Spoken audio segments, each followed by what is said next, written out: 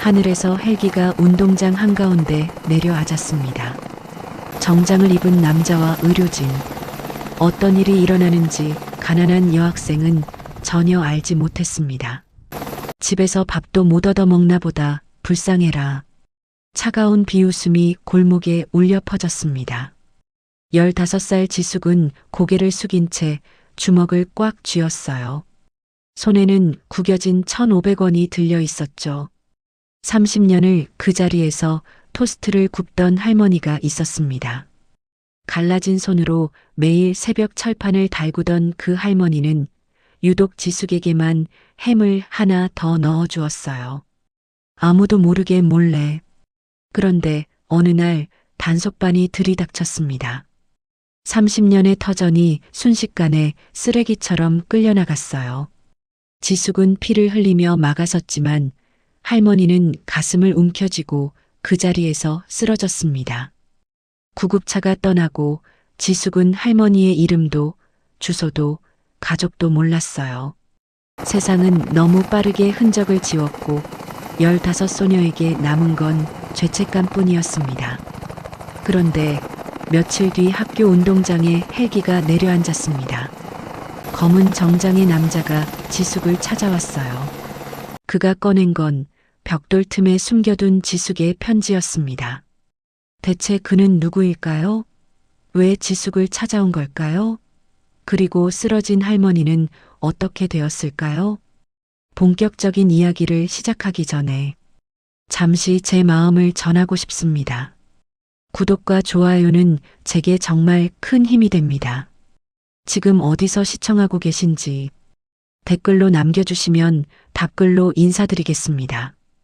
2014년 초겨울 서울 외곽의 낡은 학교 앞 골목에는 칼바람이 살을 애는 새벽이 이어졌습니다. 가로등 불빛 아래로 하얀 입김이 피어오르고 상가 셔터는 아직 굳게 닫혀 있었죠. 그 적막한 새벽 담벼락 아래 작은 리어카 앞에 가장 먼저 서는 아이가 있었습니다. 중학교 3학년 15살 서지숙이었어요. 지숙의 집은 지하 2층 단칸방이었습니다. 벽에는 곰팡이가 피어올랐고 환기구로 들어오는 바람은 늘 축축했죠.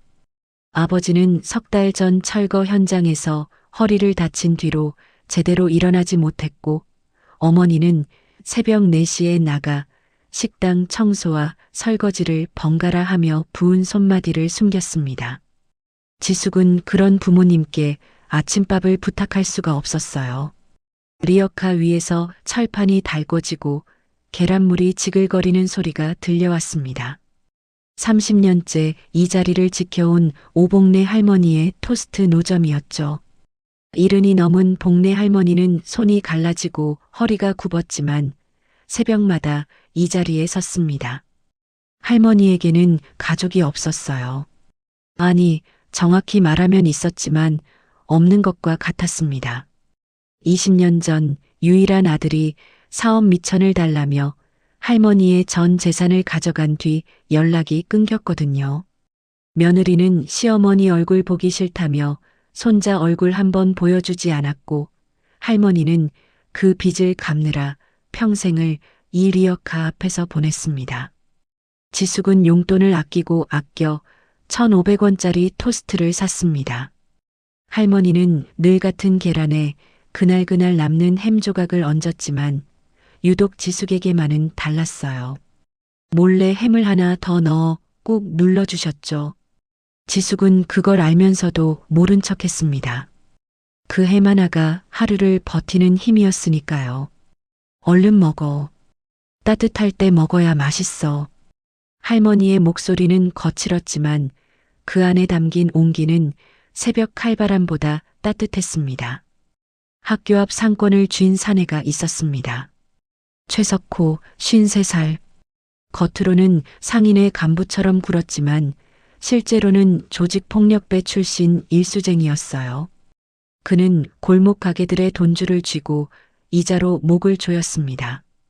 가게를 빼앗고 권리금을 떼먹고 그렇게 이 골목의 절반이 그의 손아귀에 들어갔죠. 석호는 노점이 눈엣가시였습니다. 저 자리에 프랜차이즈 분식점을 넣으면 매달 얼마가 들어올지 그는 이미 계산을 끝낸 상태였어요. 저 할망구 노점 때문에 손님 동선이 막힌다니까요. 문구점을 운영하는 장미숙이 석호 앞에서 불만을 늘어놓았습니다. 47의 미숙은 석호에게 일수를 얹어 쓰는 처지였고 그래서 그의 말이라면 무엇이든 따랐죠. 그날 오후 지숙이 하굣길에 할머니를 찾아갔을 때였습니다. 미숙이 노점 앞을 지나가다 지숙과 눈이 마주쳤어요. 어머, 또 왔네. 너 맨날 여기서 뭐 하는 거야? 지숙은 대답 대신 고개를 숙였습니다. 하지만 미숙은 멈추지 않았어요. 아이고, 집에서 밥도 못 얻어먹나 보다. 불쌍해라. 비웃음이 섞인 목소리였습니다. 지숙의 어깨가 움츠러들었고 손에 쥔 1,500원이 구겨졌죠. 손님한테 그런 말 하는 거 아니요. 복내 할머니가 철판 앞에서 고개를 들었습니다. 주름진 눈이 미숙을 똑바로 바라봤어요. 뭐야, 할머니가 왜 나서? 이 아가 내 손님이야. 손님한테 함부로 하면 못 써. 미숙은 코웃음을 치며 돌아섰습니다. 두고 봐요. 이 자리 얼마 못 갈 거야. 그 말이 협박이라는 걸 지숙은 알았습니다. 하지만 할머니는 아무렇지 않은 듯 다시 철판을 닦았어요. 그날 밤 사건이 터졌습니다. 누군가 노점 천막을 칼로 찢고 리어카 바퀴를 고정하던 벽돌을 치워버렸어요. 아침에 도착한 복내 할머니는 찢어진 천막을 보고도 한마디 없이 테이프를 꺼냈습니다. 덜덜 떨리는 손으로 천막을 붙이고 또 붙이고 그렇게 다음날 장사를 준비했죠. 지숙은 등굣길에 그 모습을 보았습니다. 목이 메어 말이 나오지 않았어요. 자신이 매일 토스트를 사는 것이 할머니에게 더 큰 표적을 붙인 건 아닐까 그 생각에 가슴이 무너져 내렸습니다. 할머니, 저 때문에 그런 거 아니에요? 지숙의 목소리가 떨렸습니다. 복내 할머니는 철판을 닦던 손을 멈추고 지숙을 바라봤어요. 무슨 소리여? 네 때문이 아니야. 이런 일이야 옛날부터 있었어. 할머니의 목소리는 담담했습니다. 하지만 지숙은 알았어요. 할머니의 손끝이 평소보다 더 떨리고 있다는 것을. 그 무렵 학교 앞에서 배달과 심부름으로 근근히 살아가는 청년이 있었습니다. 26 김춘배였어요. 허술한 말투에 늘 해벌쭉 웃었지만 눈만은 날카로웠죠. 춘배에게는 이유가 있었습니다. 5년 전 그의 부모님이 석호의 일수에 걸려 작은 슈퍼를 빼앗겼거든요. 아버지는 그 충격으로 쓰러졌고 어머니는 지금도 요양원에서 하루하루를 버티고 있었습니다. 춘배는 웃으면서 골목을 누볐지만 속으로는 이를 갈았어요. 언젠가 반드시 석호의 꼬리를 잡겠다고 그렇게 5년을 기다려왔습니다. 그날 밤 춘배는 노점 천막이 찢어진 현장을 지나가다 익숙한 차량을 발견했습니다. 석호 부하의 검은색 승합차였어요. 춘배는 아무렇지 않은 척 휘파람을 불며 지나갔지만 주머니 속 손은 이미 휴대폰을 꺼내 차량 번호를 기록하고 있었습니다. 새벽이 밝았습니다. 복내 할머니는 테이프로 덕지덕지 붙인 천막 아래에서 또다시 철판을 달궜고 지숙은 그 앞에 가장 먼저 섰습니다. 차가운 바람이 불었지만 철판 위에서 피어오르는 김은 따뜻했습니다. 지숙은 토스트를 받아들며 생각했어요. 이 작은 온기를 어떻게든 지켜야 한다고. 하지만 지숙은 몰랐습니다. 이 골목에 더 큰 폭풍이 다가오고 있다는 것을, 그리고 그 폭풍의 한가운데서 자신의 삶이 송두리째 뒤바뀌게 될 거라는 것을. 며칠 뒤 학교 정문에 붉은 글씨의 안내문이 나붙었습니다. 불법 노점 집중 정비 예정이라는 내용이었어요. 지숙은 그 글씨를 보는 순간 심장이 철렁 내려앉았습니다. 드디어 저것들 정리되나 보네. 등굣길에 스쳐 지나간 학생들의 말이 귀에 꽂혔어요. 지숙은 아무 말도 할 수 없었습니다. 주먹만 꽉 쥐었죠. 그 무렵 석호는 구청 하청 정비업체와 손을 잡고 있었습니다. 단속 날짜를 미리 흘리고 상인들에게는 일수 상환을 2달 미뤄주겠다며 회유했어요. 대신 조건이 있었죠. 노점 철거 민원에 서명하라는 것이었습니다. 어차피 불법이잖아요. 우리 가게 앞 지저분한 거 치워달라는 게 뭐가 나빠요? 장미숙이 앞장서서 서명지를 돌렸습니다.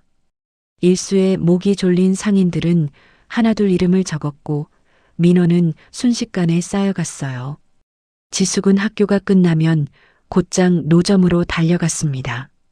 재료를 나르고 철판을 닦고 손님이 없는 틈에는 할머니 옆에 쪼그려 앉아 양파를 까기도 했어요.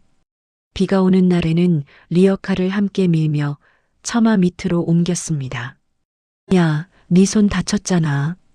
복내 할머니가 지숙의 손등에 난 긁힌 자국을 발견했습니다.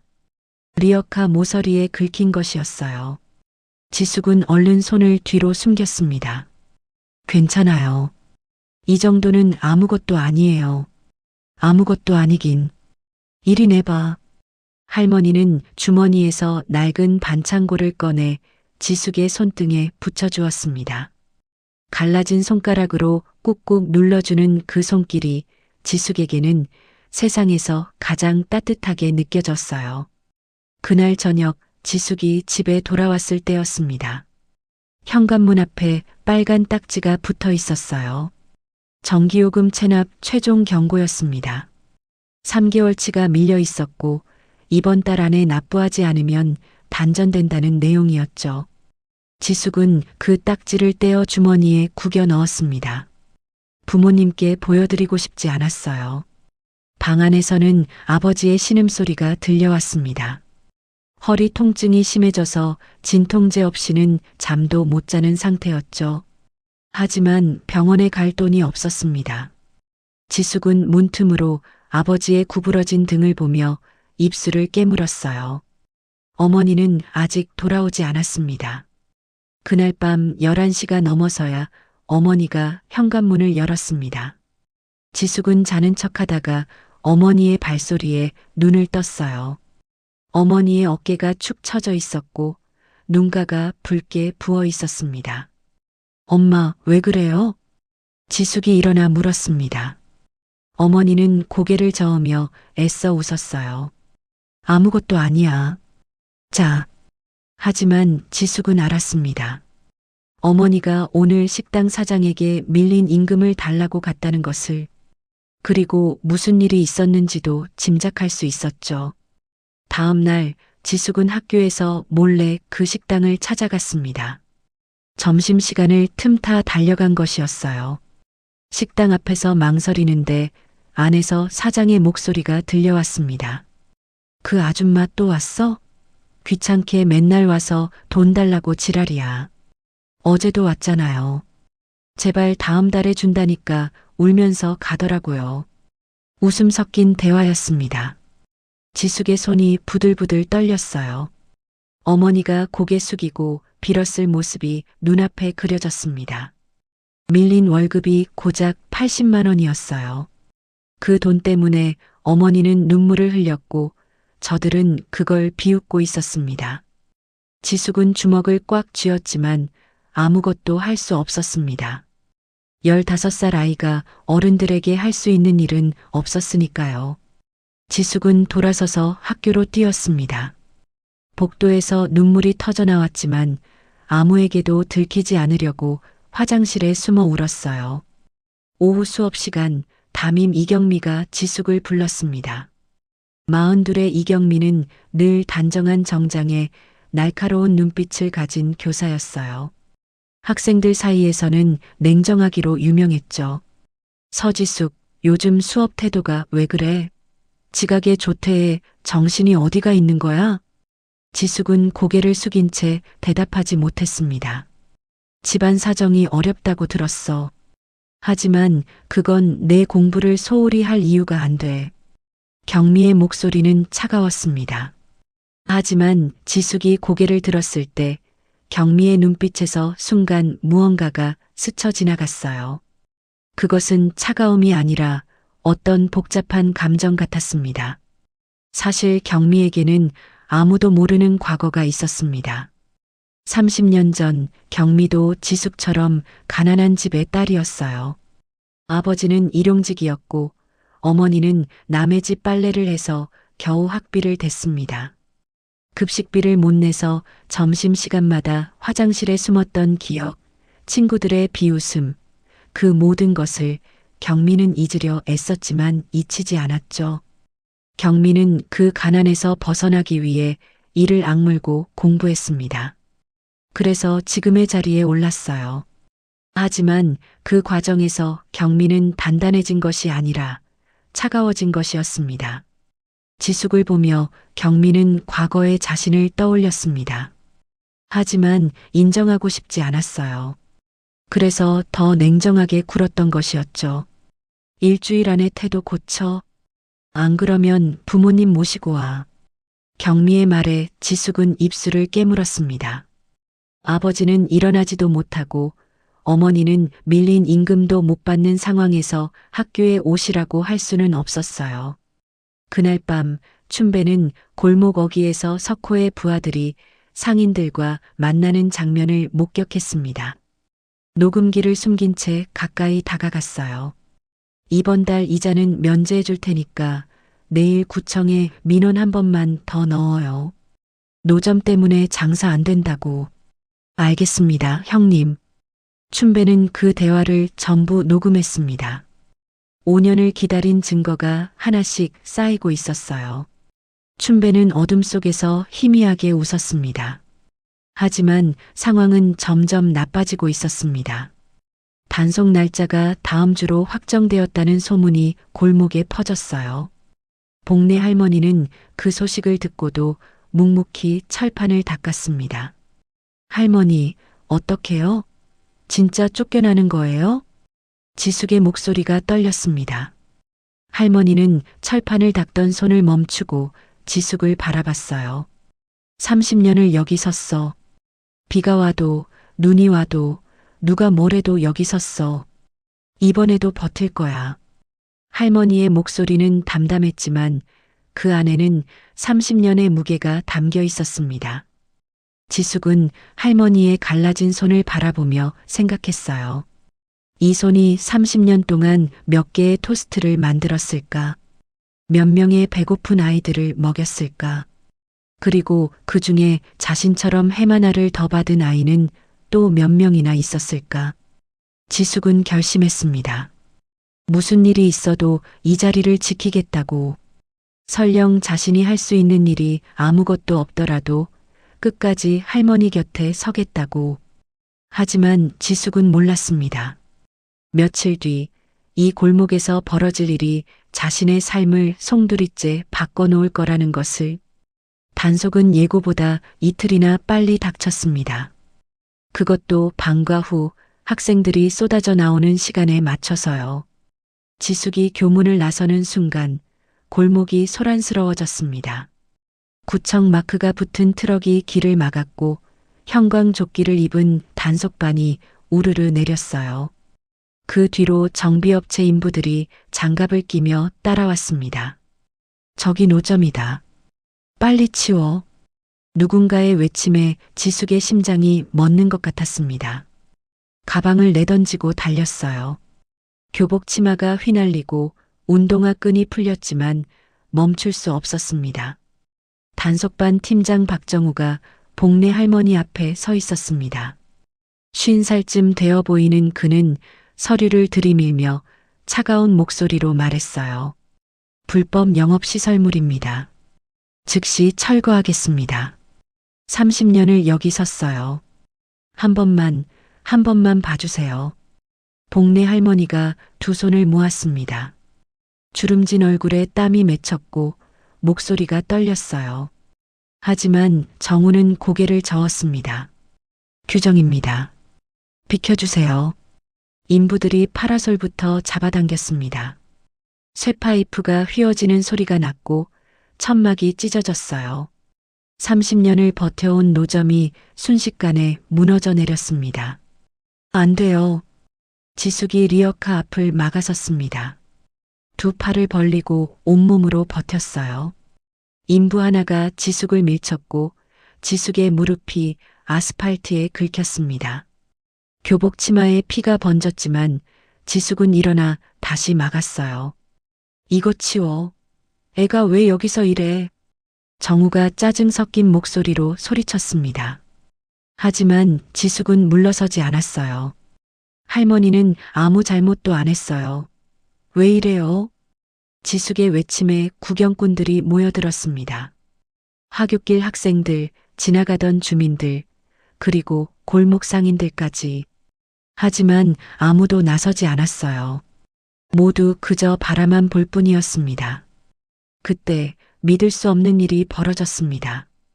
우리 딸한테 손대지 마. 떨리는 목소리가 들려왔어요. 지숙이 고개를 돌렸습니다. 아버지였습니다. 허리를 제대로 펴지도 못하면서 벽을 짚고 비틀거리며 걸어오고 있었어요. 아빠. 지숙의 눈에서 눈물이 쏟아졌습니다. 아버지는 석 달 동안 제대로 일어나지도 못했어요. 그런 아버지가 지금 이 자리에 서 있었습니다. 딸이 뭘 잘못했어요? 할머니가 뭘 잘못했냐고요? 아버지가 인부들 앞을 막아섰습니다. 하지만 그 순간 아버지의 얼굴이 창백해지더니 무릎이 꺾였어요. 허리 통증이 터진 것이었습니다. 아빠. 지숙이 아버지를 붙잡았습니다. 아버지는 이를 악물고 버티려 했지만 몸이 말을 듣지 않았어요. 땀이 비오듯 쏟아지고 얼굴이 흙빛으로 변했습니다. 그 혼란 속에서 인부들이 리어카를 끌어냈습니다. 철판이 뒤집어지고 계란물이 바닥에 쏟아졌어요. 빵이 흩어지고 햄 조각들이 아스팔트 위를 굴렀습니다. 30년의 흔적이 순식간에 쓰레기처럼 나뒹굴었죠. 복내 할머니는 그 광경을 바라보다 바닥에 떨어진 토스트를 주워 담기 시작했습니다. 갈라진 손으로 하나하나 집어 담으며 입술을 꾹 깨물었어요. 할머니, 괜찮아요? 지숙이 아버지를 부축하며 외쳤습니다. 하지만 할머니는 대답하지 않았어요. 토스트를 줍던 손이 멈추더니 가슴을 움켜쥐었습니다. 할머니. 복내 할머니의 눈이 흐려졌습니다. 호흡이 거칠어지더니 그대로 앞으로 쓰러졌어요. 낡은 집게가 손에서 떨어져 아스팔트 위를 굴렀습니다. 사람 살려요. 119 불러주세요. 지숙의 절규가 골목에 울려 퍼졌습니다. 구경하던 사람들이 웅성거렸고 누군가 휴대폰을 꺼냈어요. 하지만 단속반은 아랑곳하지 않고 현장 정리를 계속했습니다. 구급차가 도착하기까지 15분이 걸렸습니다. 그 15분 동안 지숙은 할머니의 손을 붙잡고 있었어요. 점점 차가워지는 그 손을 놓을 수가 없었습니다. 비켜요. 환자 이송합니다. 구급대원들이 들것을 가져왔습니다. 지숙은 따라가려 했지만 대원이 막았어요. 보호자세요? 아니요. 하지만 저는 보호자 아니시면 동승 안 됩니다. 죄송합니다. 할머니 가족이 없어요. 저밖에 없단 말이에요. 지숙이 울부짖었지만 구급차 문은 닫혔습니다. 사이렌 소리가 멀어지고 지숙은 그 자리에 주저앉았어요. 아버지는 옆에서 허리를 부여잡고 신음하고 있었습니다. 지숙은 아버지도 걱정되고 할머니도 걱정되고 무엇 하나 제대로 할 수 없는 자신이 원망스러웠어요. 단속반은 현장을 정리한다며 남은 물건들을 트럭에 실었습니다. 30년 된 철판, 낡은 집게, 테이프로 덕지덕지 붙인 천막. 그 모든 것이 쓰레기 취급을 받으며 사라졌어요. 마지막으로 바닥에 소독약이 뿌려졌습니다. 계란물 자국이 지워지고 햄 조각이 쓸려나갔어요. 할머니가 30년간 선 자리가 아무 일도 없었다는 듯 깨끗해졌습니다. 지숙은 그 자리에서 일어날 수가 없었습니다. 할머니의 이름도 주소도 가족도 몰랐어요. 어느 병원으로 갔는지도 알 수 없었습니다. 개인정보라는 벽이 지숙을 막았고 세상은 너무나 빠르게 흔적을 지웠습니다. 지숙아, 일어나. 집에 가자. 아버지가 떨리는 손으로 지숙의 어깨를 잡았습니다. 아버지도 울고 있었어요. 자신의 몸 하나 건사 못하면서 딸을 지켜주지 못한 무력함에 우는 것이었죠. 그날 밤 지숙은 잠들지 못했습니다. 천장을 바라보며 결심했어요. 학교를 그만두겠다고, 일을 해서 돈을 벌겠다고, 그것이 할머니를 지키지 못한 자신에 대한 벌이라고. 하지만 그것은 벌이 아니라 더 깊은 늪으로 들어가는 것이었습니다. 지숙은 아직 그것을 몰랐어요. 다음 날 새벽 지숙은 집을 나섰습니다. 아버지는 진통제를 먹고 겨우 잠들었고 어머니는 또 새벽 일을 나간 뒤였어요. 지숙은 파출소로 달려갔습니다. 창구 앞에서 숨을 헐떡이며 물었어요. 어제 학교 앞에서 쓰러진 할머니요. 어느 병원으로 갔는지 알 수 있을까요? 할머니 성함이 어떻게 되세요? 오복래요. 아마 오복래일 거예요. 관계가 어떻게 되시죠? 저는 그냥 손님이에요. 매일 토스트 사 먹던 손님이요. 경찰은 고개를 저었습니다. 가족이 아니시면 개인정보 조회가 안 됩니다. 죄송합니다. 지숙은 구청으로 갔습니다. 거기서도 같은 대답이 돌아왔어요. 인근 병원 응급실을 하나하나 전화했지만 어디서도 오복래라는 이름을 확인해 주지 않았습니다. 보호자가 아니라는 이유, 개인정보라는 이유. 세상은 온통 벽이었어요. 점심때가 되어서야 지숙은 학교에 도착했습니다. 교실에 들어서는 순간 시선이 쏠렸어요. 속삭임이 퍼졌습니다. 제 어제 노점 할머니 때문에 난리 친애 아니야? 무릎에서 피 철철 흘리면서 막았대. 뭐하러 그랬대? 불법인데. 지숙은 고개를 숙이고 자리에 앉았습니다. 하지만 귀는 열려 있었어요. 뒤에서 킥킥거리는 소리가 들려왔습니다.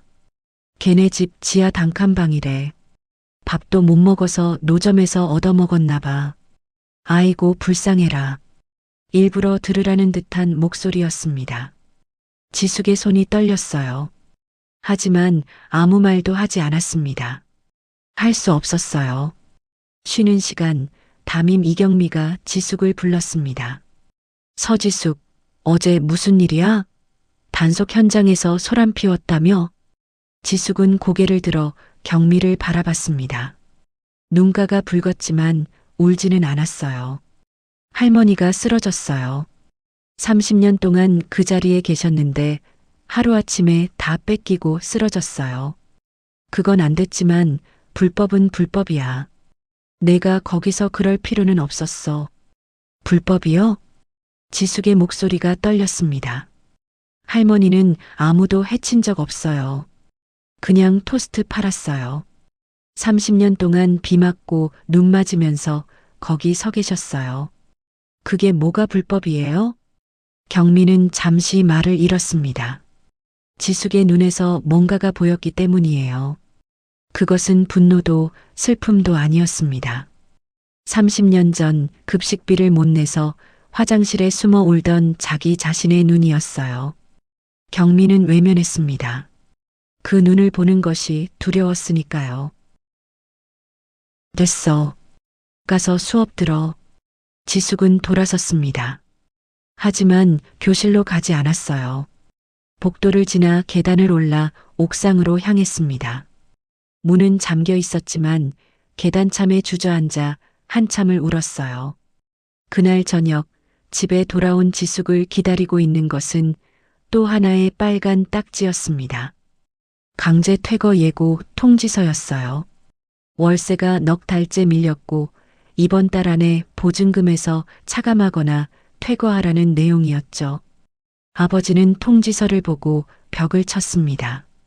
그리고 허리 통증에 그대로 쓰러졌어요. 어머니가 뒤늦게 들어와 아버지를 부축했습니다. 어머니의 손등에는 멍이 들어 있었어요. 오늘도 식당에서 무슨 일이 있었던 것 같았습니다. 지숙은 그 모습을 보며 결심을 굳혔습니다. 다음 날 지숙은 학교 상담실을 찾아갔습니다. 자퇴 절차가 어떻게 되나요? 상담교사가 놀란 눈으로 지숙을 바라봤습니다. 자퇴? 갑자기 왜? 집안 사정이요. 일해야 해요. 부모님은 알고 계셔? 지숙은 대답하지 않았습니다. 상담교사는 한숨을 쉬며 서류를 꺼냈어요. 일단 서류는 줄게. 하지만 신중하게 생각해. 한번 그만두면 다시 돌아오기 어려워. 지숙은 서류를 받아 가방에 넣었습니다. 손이 떨렸지만 마음은 이미 정해져 있었어요. 그날 밤 지숙은 학교 앞 골목을 찾아갔습니다.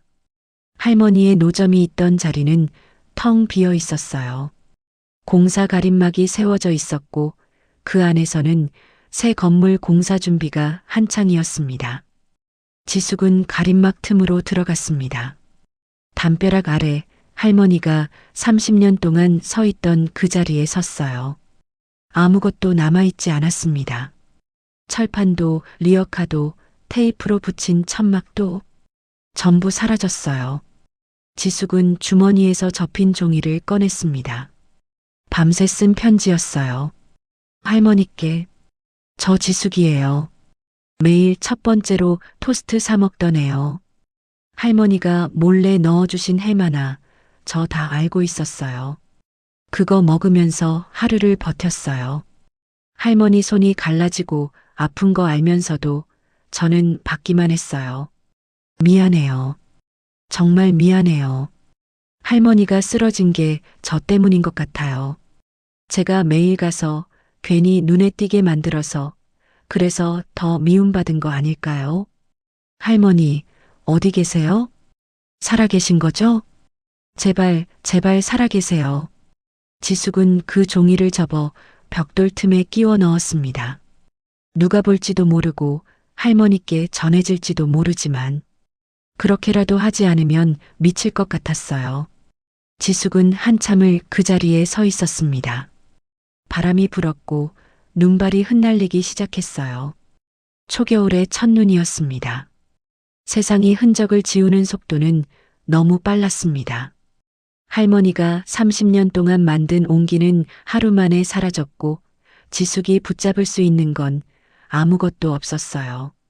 지숙은 생각했습니다. 자신이 할 수 있는 건 죄책감뿐이라고. 이 죄책감을 안고 평생을 살아야 한다고. 하지만 지숙은 몰랐습니다.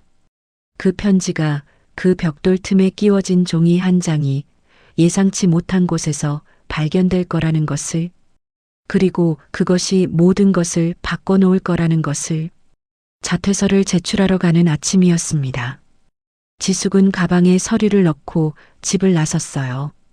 부모님께는 아직 말하지 않았습니다. 말해봤자 만류할 거라는 걸 알았으니까요. 학교 정문에 거의 다 왔을 때였습니다. 갑자기 하늘에서 굉음이 들려왔어요. 프로펠러 소리였습니다. 지숙은 고개를 들었고 눈을 의심했습니다. 헬기였어요. 그것도 의료용 응급 헬기가 학교 운동장을 향해 내려오고 있었습니다. 학생들이 창가로 몰려들었습니다. 수업 중이던 교실에서도 웅성거리는 소리가 새어나왔어요. 교사들이 뛰어나오고 교장까지 달려왔습니다. 뭐야, 무슨 일이야? 사고 났나? 헬기가 왜 학교에 와? 헬기가 운동장 한가운데 착륙했습니다. 프로펠러 바람에 먼지가 휘날렸고 모두가 눈을 가렸어요. 헬기 문이 열리고 검은 정장을 입은 남자가 내렸습니다. 40 중반쯤 되어 보이는 남자였어요. 단정한 머리에 날카로운 눈빛, 하지만 어딘가 따뜻함이 묻어나는 인상이었습니다. 그 뒤로 의료진과 수행원들이 따라 내렸어요. 서지숙 학생을 찾습니다. 남자의 목소리가 운동장에 울려 퍼졌습니다. 지숙은 심장이 멎는 것 같았어요. 왜 자신을 찾는 거지? 무슨 일이 생긴 거지? 사람들의 시선이 일제히 지숙에게 쏠렸습니다. 지숙을 비웃던 학생들, 수군거리던 아이들, 모두가 입을 다물고 지숙을 바라봤어요. 저요? 지숙이 떨리는 목소리로 물었습니다. 남자가 다가왔어요. 가까이서 보니 눈가에 잔주름이 있었고 그 주름 사이로 복잡한 감정이 스쳐 지나갔습니다. 서지숙 학생 맞죠? 네, 맞는데요. 윤태준입니다. 태양의료재단 대표예요. 의료재단 대표라는 말에 주변이 술렁였습니다. 태양의료재단은 전국의 병원 12곳을 운영하는 대형 재단이었어요. 그런 사람이 왜 이 학교에, 왜 지숙을 찾아온 걸까요? 오복래 할머니 아시죠? 그 이름에 지숙의 눈이 커졌습니다. 할머니요? 할머니 어디 계세요? 살아계신 거예요? 지숙의 목소리가 떨렸습니다. 태준이 고개를 끄덕였어요. 살아계십니다. 지금 저희 재단 상급병원 특별병동에서 치료 중이에요. 위험한 고비는 넘기셨고 회복 중입니다. 지숙의 눈에서 눈물이 쏟아졌습니다. 다리에 힘이 풀려 그 자리에 주저앉을 뻔했어요. 태준이 얼른 지숙의 팔을 잡아 부축했습니다. 할머니가 살아계시다고요? 네. 그리고 지숙 학생, 당신을 찾고 계셨어요. 태준은 주머니에서 접힌 종이 한 장을 꺼냈습니다. 지숙은 그것을 보는 순간 숨이 멎었어요. 벽돌 틈에 끼워 넣었던 자신의 편지였습니다. 이 편지 저희 조사팀이 발견했어요. 공사 현장 정리하다가요. 그걸 어떻게 해? 지숙 학생이 매일 첫 번째 손님으로 토스트를 샀다는 것, 비 오는 날 리어카를 함께 밀었다는 것, 단속 날 피를 흘리면서까지 할머니를 막았다는 것, 전부 확인했습니다. 태준의 목소리가 잠시 떨렸습니다. 2014년 11월 3일, 첫눈 오던 날 새벽 6시 10분. 지숙 학생이 처음 그 노점에서 토스트를 산 날이에요. 맞죠? 지숙은 놀라서 말을 잇지 못했습니다. 어떻게 그 날짜까지 알고 있는 걸까요? 주변의 학생들이 웅성거렸습니다. 지숙을 비웃던 아이들이 고개를 숙였어요. 지하 단칸방이라고 밥도 못 먹는다고 수군거리던 애들이 눈을 피했습니다. 담임 이경미도 멀찍이 서서 그 광경을 지켜보고 있었어요. 경미의 얼굴에는 복잡한 감정이 스쳐 지나갔습니다. 자신이 냉정하게 대했던 아이가 이런 사연을 가지고 있었다는 것. 그리고 그 아이의 마음이 30년 전 자신의 마음과 다르지 않았다는 것. 근데 왜요? 지숙이 물었습니다. 목소리가 떨렸어요. 왜 저를 찾으신 거예요?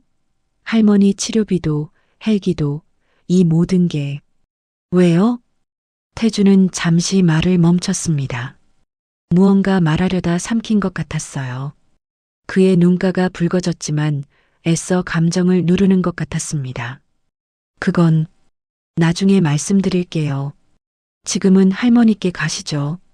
태준이 헬기 쪽으로 손을 내밀었습니다. 지숙은 망설였어요. 이게 현실인지 꿈인지 분간이 가지 않았습니다. 가방에 뭐가 들었어요? 태준이 물었습니다. 지숙은 움찔했어요. 자퇴서가 들어 있었으니까요. 혹시 자퇴서? 지숙은 대답하지 못했습니다. 태준이 조용히 말했어요. 그건 잠시 보류하죠. 일단 할머니부터 만나고 그 다음에 결정해도 늦지 않아요. 지숙은 고개를 끄덕였습니다. 그리고 태준을 따라 헬기로 향했어요. 학생들의 시선이 따라왔지만 이번에는 비웃음이 아니었습니다. 놀라움과 부끄러움과 그리고 알 수 없는 감정들이 뒤섞인 눈빛이었어요. 헬기가 이륙했습니다. 지숙은 창밖으로 학교가 작아지는 것을 바라봤어요. 며칠 전까지 지옥 같던 그곳이 지금은 그저 작은 점으로 보였습니다. 할머니, 정말 괜찮으신 거예요? 지숙이 물었습니다. 태준이 고개를 끄덕였어요. 네, 지숙 학생 덕분이에요. 제가 뭐려? 저는 아무것도 못했는데. 아니에요. 태준의 목소리가 단호했습니다. 지숙 학생은 충분히 했어요. 아니, 충분히 하고도 남았어요. 지숙은 그 말의 의미를 알 수 없었습니다. 하지만 태준의 눈에 어린 감정이 단순한 동정이 아니라는 것만은 느낄 수 있었어요. 이 사람은 대체 누구일까? 왜 이렇게까지 하는 걸까? 의문은 커졌지만 지금은 그것보다 중요한 게 있었습니다. 할머니를 만나는 것, 살아계신 할머니의 손을 잡는 것. 지숙은 창밖으로 멀어지는 도시를 바라보며 가슴 한쪽이 따뜻해지는 것을 느꼈습니다. 헬기가 병원 옥상에 착륙했습니다. 지숙은 태준을 따라 엘리베이터를 타고 특별병동으로 향했어요.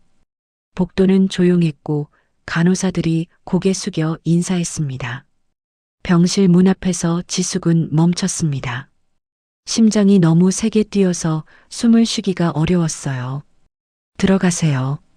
태준이 조용히 말했습니다. 지숙은 떨리는 손으로 문을 열었어요. 햇살이 쏟아지는 병실이었습니다. 창가 침대에 복례 할머니가 누워 있었어요. 얼굴은 창백했지만 눈을 뜨고 있었습니다.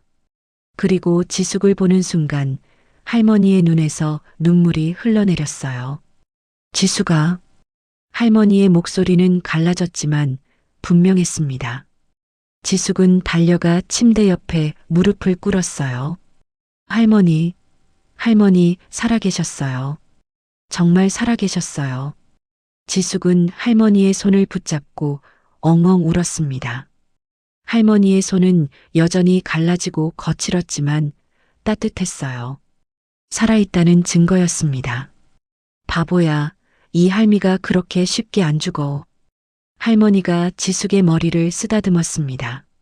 손끝이 떨렸지만 그 안에 담긴 애정은 변함이 없었어요. 근데 할머니, 여기가 어떻게? 이 병원 엄청 비싸 보이는데. 지숙이 두리번거리며 물었습니다. 1인실의 최신 의료 장비, 창밖으로 보이는 도시 전경. 어떻게 봐도 일반 병실이 아니었어요. 나도 몰라. 눈 떠보니까 여기더라고. 할머니도 의아한 표정이었습니다. 그때 문이 열리고 태준이 들어왔어요. 할머니, 컨디션이 어떠세요? 이 양반이 누구요? 할머니가 태준을 바라봤습니다. 태준은 잠시 말을 잇지 못했어요. 무언가 말하려다 삼키는 것 같았습니다. 윤태준입니다. 이 병원을 운영하는 재단 대표예요. 재단 대표? 그런 높으신 분이 왜 이 늙은이한테? 할머니께서 쓰러지셨다는 소식을 듣고 제가 모셔왔습니다. 왜요? 나 같은 거지 할머니를 왜 도와요? 할머니의 목소리에 의심이 담겼습니다. 당연했어요. 평생 손해만 보고 살아온 사람에게 갑작스러운 호의는 두려움일 수밖에 없었으니까요. 태준이 침대 옆 의자에 앉았습니다. 그의 눈이 창밖을 향했어요. 무언가를 떠올리는 것 같았습니다. 할머니, 혹시 20년 전쯤 기억나세요? 그 노점에서요. 20년 전? 그때야 뭐 매일 똑같았지. 토스트 굽고 손님 받고. 겨울이었어요. 눈이 많이 왔던 날. 태준의 목소리가 떨렸습니다. 어떤 청년이 쓰러져 있었어요. 굶주리고 얼어붙어서 거의 죽기 직전이었죠. 할머니가 그 청년한테. 태준이 말을 멈췄습니다. 눈가가 붉어졌어요. 지숙은 숨을 죽이고 지켜봤습니다. 죄송합니다. 그건 나중에 말씀드릴게요. 지금은 할머니 회복이 먼저니까. 태준이 자리에서 일어났습니다. 뭔가 더 하고 싶은 말이 있는 것 같았지만 애써 참는 것 같았어요. 할머니 치료비는 신경 쓰지 마세요. 그리고 지숙 학생 가족도 제가 돕겠습니다. 왜요? 대체 왜 이러는 거예요? 지숙이 물었습니다. 태준이 지숙을 바라봤어요. 그 눈에 복잡한 감정이 담겨 있었습니다. 지숙 학생이 할머니께 한 것처럼 저도 갚아야 할 빚이 있어서요. 그 말을 남기고 태준이 나갔습니다. 지숙과 할머니는 서로를 바라봤어요. 둘 다 그 말의 의미를 알 수 없었습니다. 저 양반 이상하네. 근데 나쁜 사람 같지는 않아. 할머니가 중얼거렸습니다. 지숙은 고개를 끄덕였어요. 한편 그 시각 학교 앞 골목에서는 다른 일이 벌어지고 있었습니다. 김춘배가 경찰서를 찾아갔어요. 손에는 USB가 들려 있었습니다. 5년 동안 모은 녹음 파일, 사진, 차량 번호, 거래 내역. 최석호의 범죄를 증명할 모든 것이 담겨 있었죠. 이거 불법 사채업이랑 공갈 협박 증거입니다. 학교 앞 골목 상인들 거의 다 피해자예요. 담당 형사가 USB를 받아들었습니다. 이거 다 어디서 났어요? 5년 동안 모았습니다. 저희 아버지도 저 인간한테 당했거든요. 춘배의 목소리는 담담했지만 그 안에는 5년의 분노가 담겨 있었어요. 같은 시각 담임 이경민은 교무실에서 서류를 정리하고 있었습니다. 지숙의 가정환경조사서, 결석사유서, 그리고 자퇴서류 사본이었어요. 경민은 그 서류들을 오래 바라봤습니다. 아버지 산재 미신청, 어머니 임금체불, 강제 퇴거 예고. 한 가족이 감당하기에는 너무 무거운 짐이었어요. 30년 전의 자신이 떠올랐습니다. 급식비 못 내서 숨었던 화장실, 낡은 교복이 창피해서 구석에 앉았던 교실, 엄마가 남의 집 빨래를 하던 손. 경민은 그 모든 것에서 도망치려고 차가워졌어요. 하지만 지숙은 도망치지 않았습니다. 피를 흘리면서까지 할머니를 지키려 했어요. 경민은 결심했습니다. 서류를 복사해서 학교 운영위와 교육청, 그리고 노동청에 보내기로요. 지숙 어머니의 임금체불건, 아버지의 산재 신청건. 더 이상 외면할 수 없었습니다.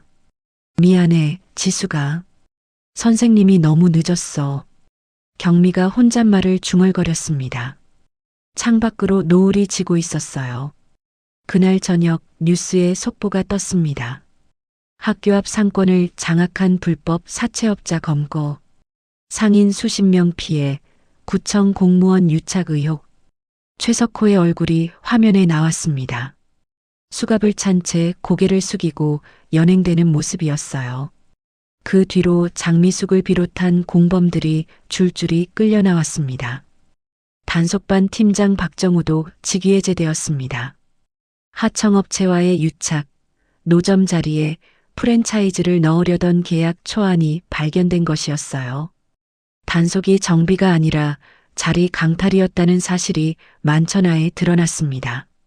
병실 TV로 그 뉴스를 본 지숙과 할머니는 말을 잇지 못했습니다. 할머니, 저 사람들 잡혔어요. 그래, 봤어. 할머니의 눈에서 눈물이 흘렀습니다. 억울함도 분노도 아니었어요.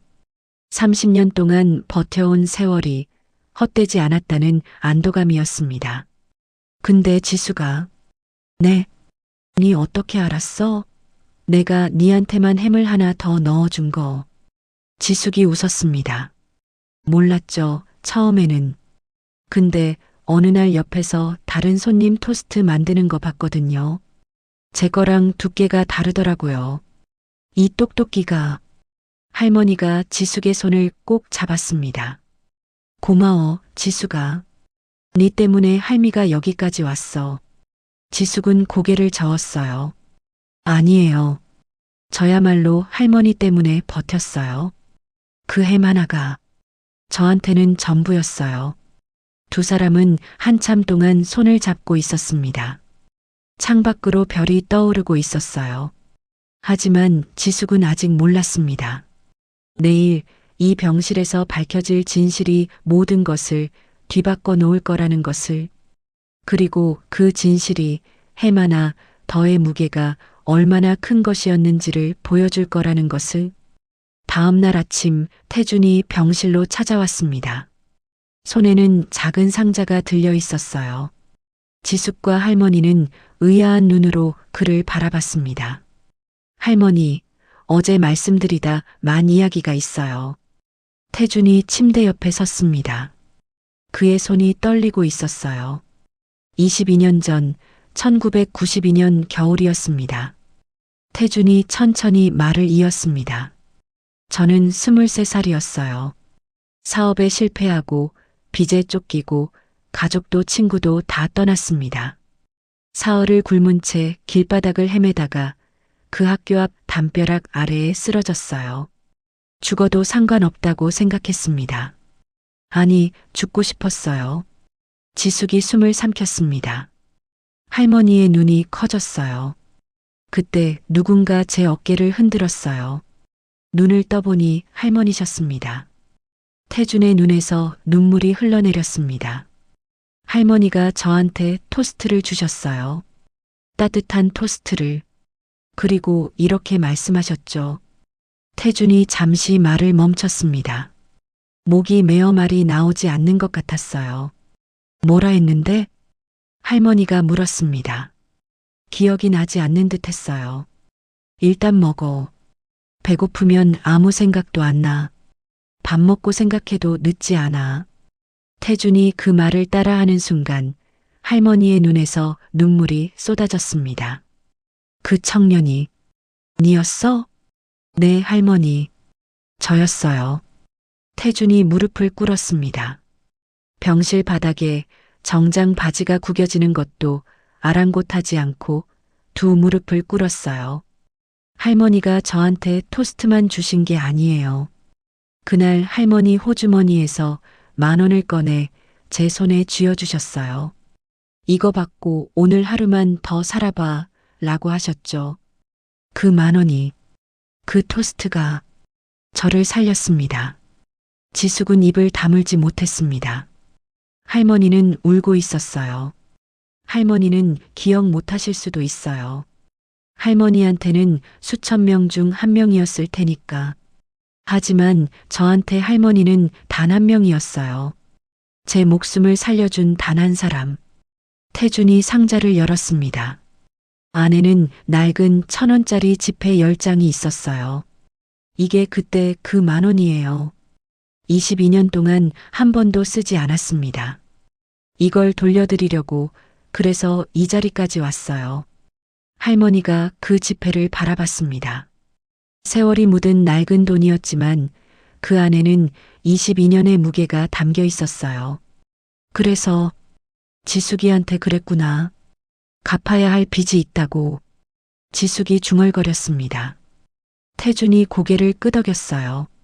지숙 학생이 할머니께 한 것, 제가 받은 것과 똑같았어요. 매일 첫 손님으로 가고 비 오면 리어카 밀고 피 흘리면서까지 지키고 그 모습을 보면서 생각했습니다. 저도 누군가에게 그런 사람이 되어야 한다고. 태준이 지숙을 바라봤습니다. 지숙 학생, 자퇴하지 마세요. 네. 학교로 돌아가세요. 공부하세요. 지숙 학생 같은 사람이 세상에 더 필요해요. 태준이 일어났습니다. 지숙 학생 아버지 수술은 제가 연결한 병원에서 진행할 겁니다. 산재 신청도 도와드릴 거예요. 어머니 체불 임금은 노동청에서 이미 처리 중이고 다음 달부터 정당하게 받으실 수 있어요. 주거는 재단에서 운영하는 임대주택으로 옮기시면 됩니다. 지숙은 말을 잇지 못했습니다. 너무 갑작스러웠어요. 왜 이렇게까지? 아까 말씀드렸잖아요. 갚아야 할 빚이 있다고. 태준이 미소 지었습니다. 근데 사실 이건 빚이 아니에요. 할머니가 저한테 토스트를 주신 건 빚을 지우려고 한 게 아니잖아요. 그냥 배고픈 사람이 있으니까 먹여야겠다고 생각하신 거잖아요. 저도 그러고 싶었어요. 그냥 도울 수 있으니까 돕는 거예요. 할머니가 태준의 손을 잡았습니다. 고맙다, 청년아. 아니, 이젠 청년이 아니구나. 어른이 됐네. 할머니 덕분이에요. 할머니가 저한테 하루만 더 살아보라고 하셨잖아요. 그 하루가 22년이 됐어요. 그 순간 문이 열리고 담임 이경미가 들어왔습니다. 손에는 서류가 들려 있었어요. 지수가, 선생님이 왔어. 경미가 지숙에게 다가왔습니다. 눈가가 붉었어요. 미안해. 선생님이 너무 늦었어.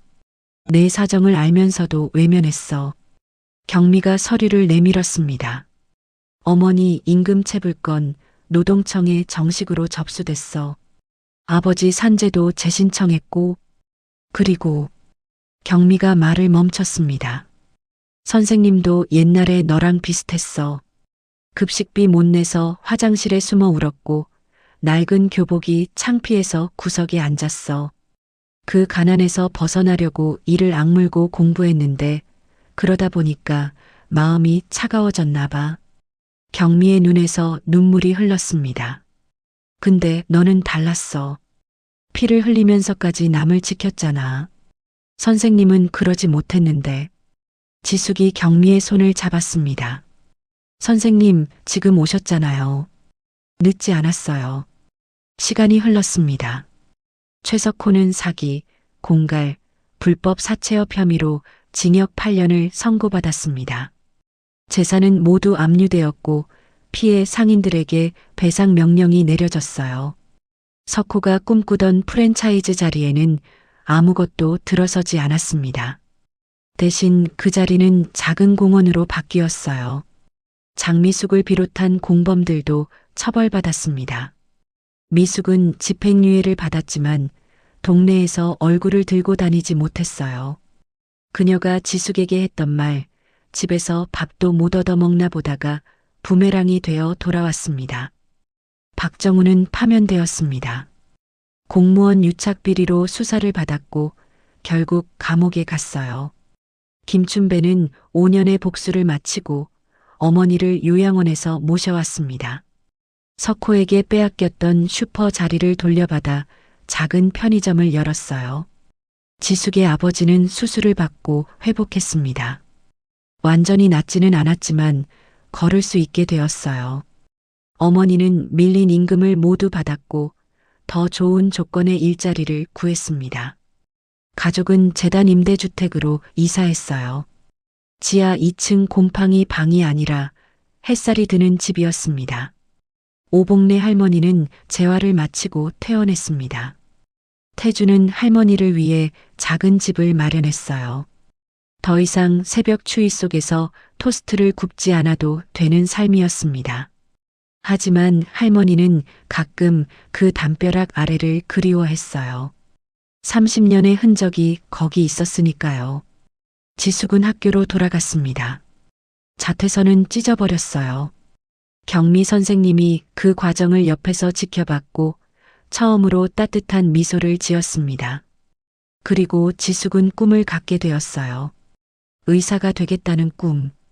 할머니처럼, 태준처럼 누군가의 생명을 살리는 사람이 되겠다는 꿈. 10년이 흘렀습니다. 2024년 겨울, 첫눈이 내리는 날이었어요. 25이 된 지숙은 하얀 가운을 입고 있었습니다. 태양의료재단 산하병원 레지던트 2년차였어요.